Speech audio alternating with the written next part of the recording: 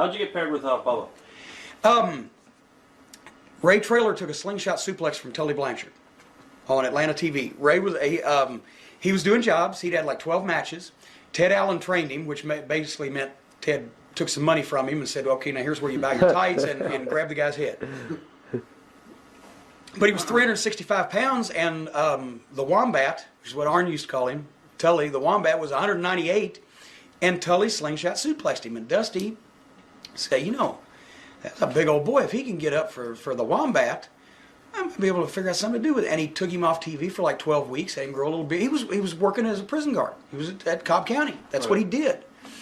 And I selfishly like to think that he did it partly as a favor to me because we were having a little bit of problem with fans at that point. And I loved having a bodyguard.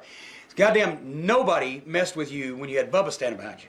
Because he was 6'8" and he trimmed down a little bit, 340 or whatever, but in that suit he looked massive. And you know, and then, I mean, Dusty got him over like a monster, the chair over the... And it's great because Klondike Bill, God love him, I love Klondike. What a wonderful, wonderful person he was. But Klondike was supposed to gimmick that chair. And I didn't hear Klondike say this, but I heard the story retold that they said, Klondike, you did a great job with the chair. Oh, I forgot.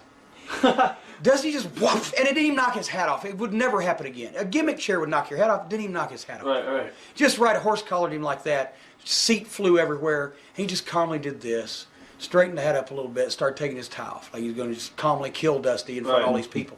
And everybody just went. And Dusty sold it because he's like, it was like the classic, I gotta get a gun. Got him over in one night, one show.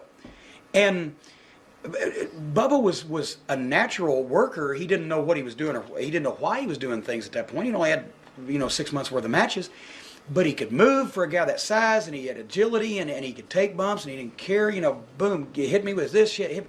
His whole thing was Bubba is. I told him, I said, Bubba never speaks. Big Bubba is cool. I used to try to crack him up with my promos. We've been at Spartanburg doing Crockett syndicated TV, right? And I tried. I couldn't look because I'm looking at the camera, and he's always behind me, right? That's partly why he grew the beard, because he would start laughing at side, knocking, baby doll shops in the junior moose department, whatever. I'd hit him with shit he didn't know was coming. He's digging his fingernails into his hand and everything. But I said, you don't sell nothing. You feel no pain. You have no emotion, right? It's bad. So he carried it to the extreme that one night the fans were waiting behind the Omni, right? And we, of course, here we are, big international wrestling superstars, riding in a yellow cab. But we came from the airport. It's $20 instead of renting a car for $50. So we're getting out of the cab. As he leans his hand on his side, the cab driver slams the door on his hand, and it latches. Didn't close all the way; it would have cut his fingers off, but it was far enough to latch. Bubba didn't sell it because the fans were there. He said, "Brother, need to open the door. It's on my hand."